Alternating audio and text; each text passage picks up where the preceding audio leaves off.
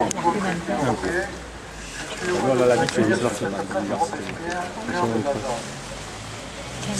Robespierre, l'incorruptible, est le symbole de cette révolution française qui nous fait au privilège de la noblesse et à la tyrannie de la royauté absolue. Cependant, il nous a laissé à accomplir une tâche au moins aussi ardue, celle de mettre fin à des privilèges non moins insupportables. Il s'agit de ce système qui permet par exemple à quelques personnes d'ajouter d'autres dans la misère en fermant des entreprises au nom de la rentabilité et de la concurrence libre et non fautive. Ils sont la conséquence du traité de Maastricht et des traités européens qui ont suivi et de la nouvelle tyrannie, celle des marchés financiers. Tout ceci au mépris de la démocratie. Évidemment, nous aurions aimé nous accueillir dans une salle avec un bien meilleur confort, mais les moyens financiers du comité ne le permettent pas.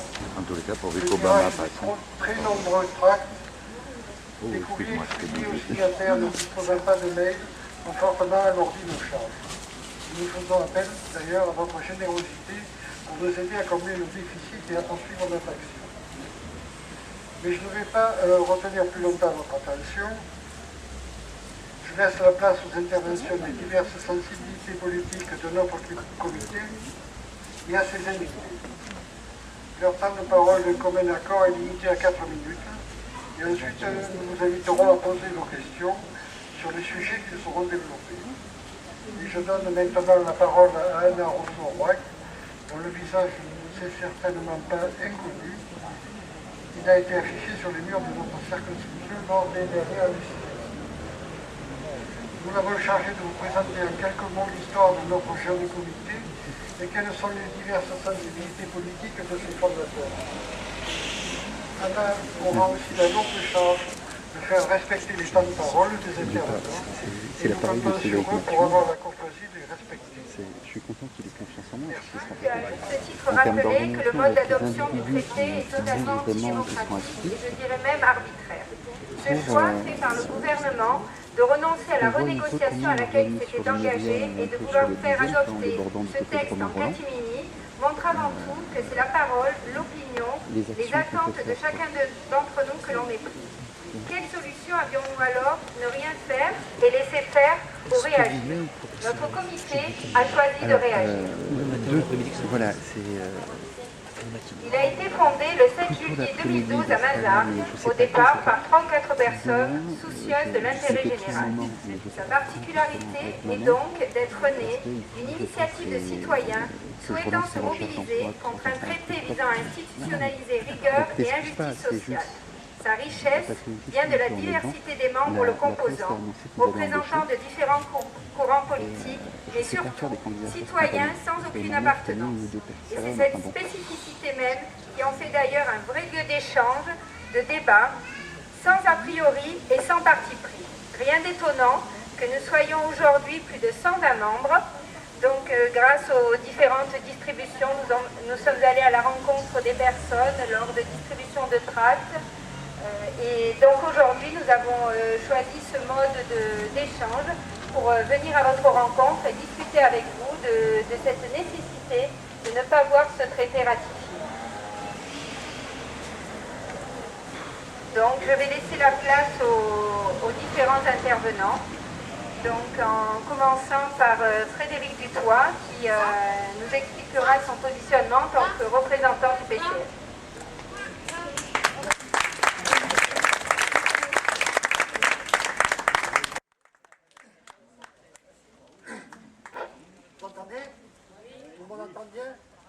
D'abord, je vous remercie de m'avoir invité à m'exprimer ici, au nom du PCF bien sûr et du Front de gauche. Pour vous dire alors en 4 minutes, je vais essayer. D'abord, 92, c'est Maastricht, référendum. Le peuple français a une courte majorité, une très très courte majorité, adopte le traité de Maastricht. Pendant plus de 10 ans, nous faisons tous, le peuple français, fait l'expérience d'une Europe libérale, d'une Europe qui favorise les puissances de l'argent et les marchés financiers, une Europe qui développe une politique d'austérité et de rigueur pour l'ensemble des peuples. Non pas une Europe qui se refuse en tant que telle, mais une Europe qui est toujours orientée vers la recherche du profit maximum. 2005, cette même Europe des libéraux veut imposer une constitution européenne qui inscrit dans le marbre le caractère libéral des politiques que les pays européens devraient mettre en œuvre. Et mal en a pris à ceux qui ont souhaité le référendum, puisque le peuple français, là, a une très large majorité d'expérience à rejeter la constitution libérale, le caractère libéral de l'Europe.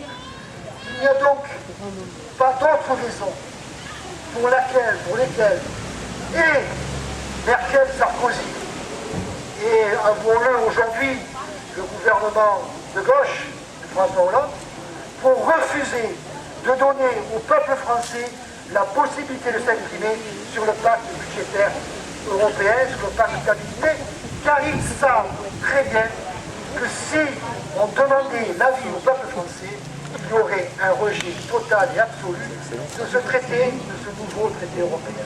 Et il y aurait un rejet, pourquoi?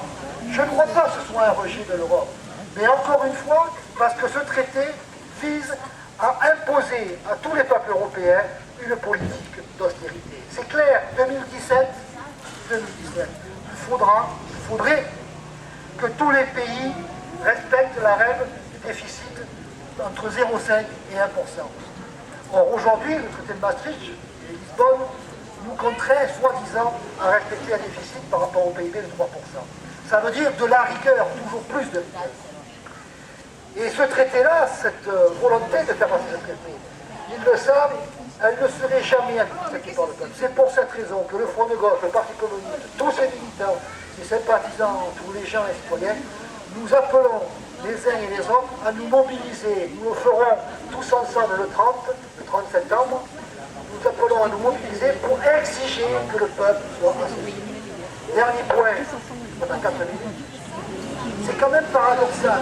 Il faut que vous sachiez, et je peux vous le dire d'expérience, qu'il n'y a aucun pays de l'Europe qui est contraint par l'Union européenne à appliquer les directives et à appliquer les traités. Par exemple, sur celui-là qui est envisagé, déjà l'Angleterre et la Tchécoslovaquie refusent de s'intégrer au traité européen.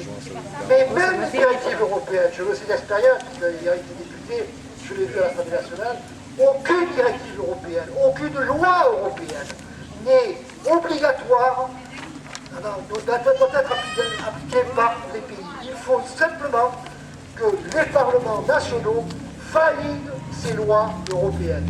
Donc nous avons la possibilité de rejeter ce traité européen qui a pour seul objectif de rendre de la confiance au fameux marché financier qui aujourd'hui en manque et donc ont peur de ne pas pouvoir rentabiliser suffisamment leur investissement. C'est inacceptable.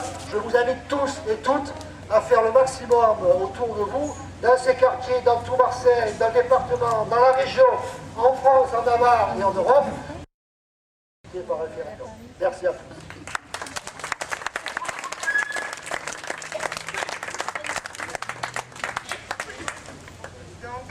Je donne la parole à présent à Jean-Marc Cavagnara pour le Parti de gauche.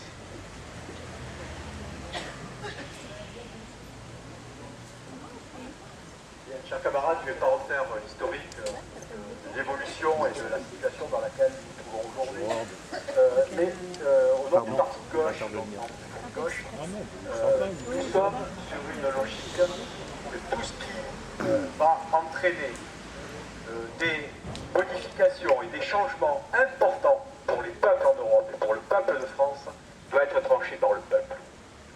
Aujourd'hui, le gouvernement, j'allais dire Sarkozy, non c'est Hollande, mais on a pensé échanger, et en fait, ce n'est pas les mêmes mots, mais c'est la même politique qui est en train de se mettre en place. Et ça, il y a une tromperie pour tous ceux qui ont cru au changement, qui ont cru à la parole de Hollande qui a dit « je vais renégocier le traité ». Qu'a-t-il renégocié? Il n'a rien renégocié. Il nous a dit « j'ai fait quand même ajouter un volet sur la croissance 120 milliards d'euros ». On a démontré que les 120 milliards d'euros, ils étaient déjà engagés par Mercosi Merkel, Sarkozy et la clique de la Banque Centrale Européenne. Donc aujourd'hui, Hollande ment complètement au peuple. Et ce n'est pas aux représentants de ce gouvernement que nous allons demander de changer de position. Nous n'allons pas quémander leur vote à l'Assemblée nationale. Nous savons dans quelle logique ils sont.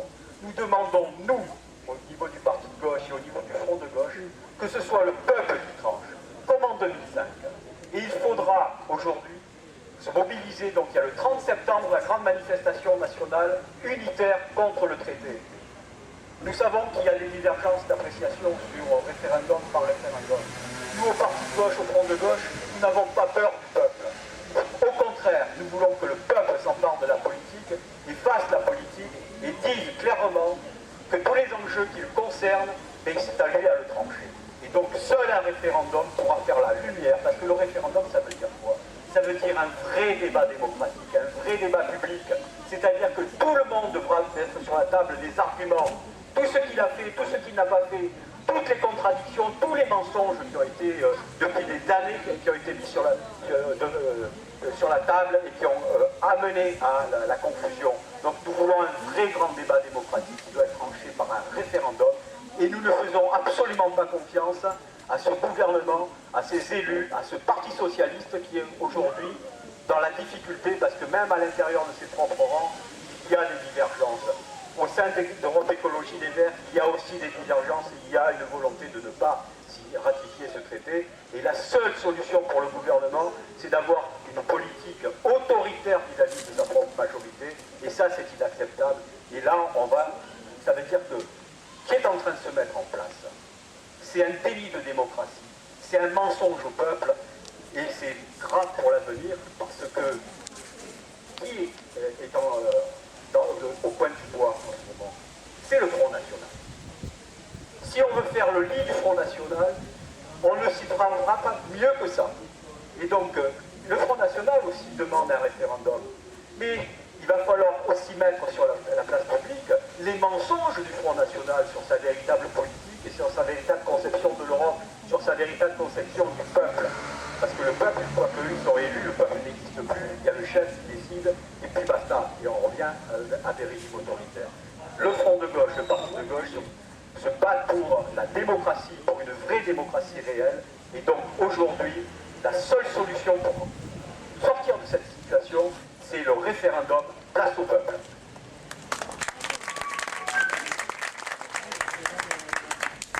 Donc nous écouterons à présent Cédric Matthews pour le MRC.